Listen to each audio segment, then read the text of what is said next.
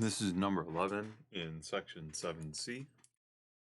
Suppose you play a coin toss game in which you win $1 if a head appears and lose $1 if a tail appears. In the first 100 coin tosses, head comes up 35 times and tail comes up 65 times. What percentage of times does heads come up in the first 100 tosses? Well, that's 35 out of 100 is 35%.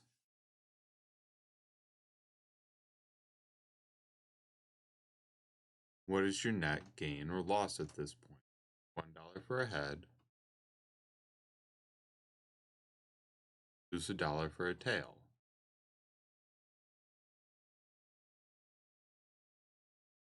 You have lost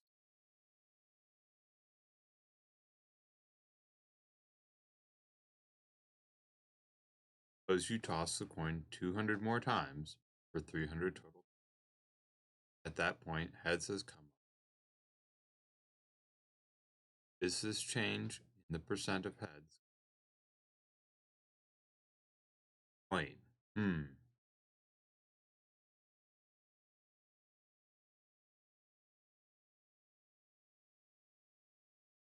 But what we're looking at here is we go from 35%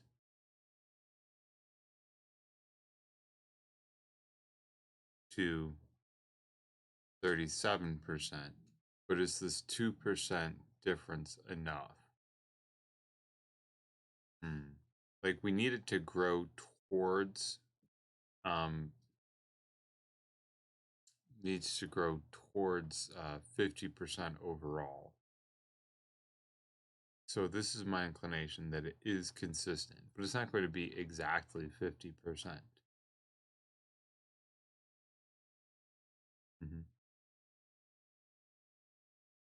What is your net gain or loss at this point?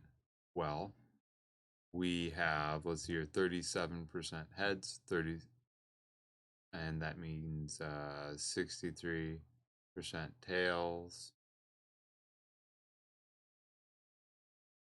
37% heads is 37 times 3, that's $2,111. 63 times 3, that's $189. We're in the hole, $78. You have lost $78.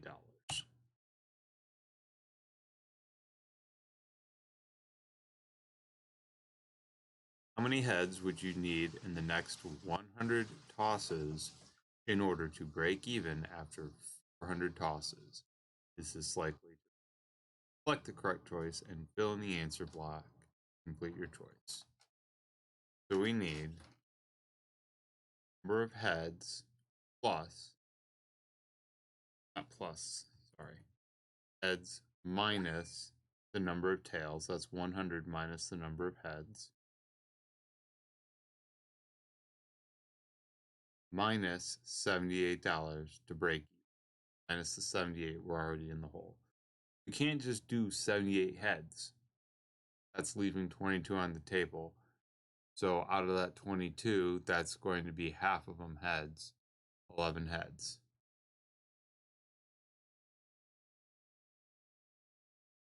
So if we do all heads for 78 flips, there's 22 remaining, which means they need to be half heads and half tails.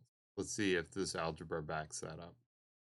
H minus 100 plus H minus 78 is equal to 0. Heads minus tails minus 78. Let's break even. So it's 2H minus 178.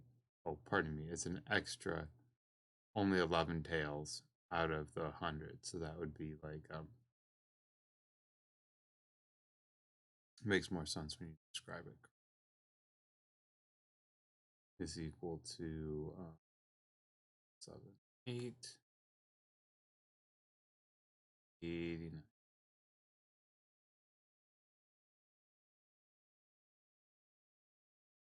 89 heads. So we would need to toss 89 heads.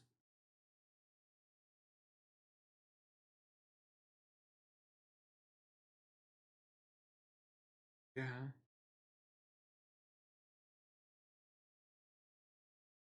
Oh, this is likely because it's close to the expected number of heads. This is unlikely because it's far from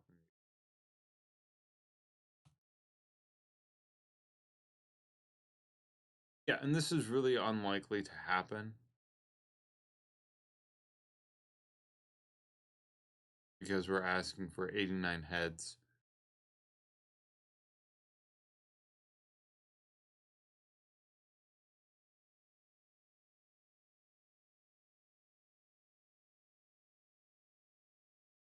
Part D here wants to know, suppose that still behind after 400 tosses, you decide to keep playing because you are due for a winning streak.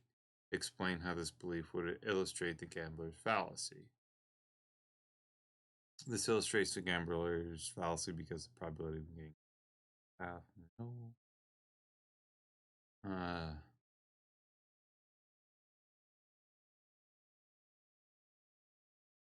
Illustrates the gambler's fallacy because eventually there will be a winning streak. That's the idea there, is that we're not guaranteed a streak. But it's this one right here. The probability is always one. Streaks don't happen.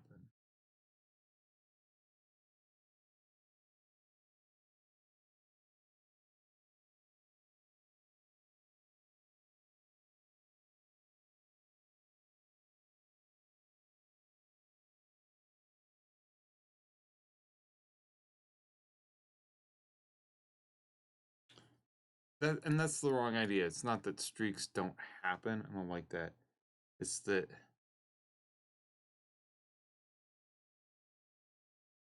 a streak is not guaranteed.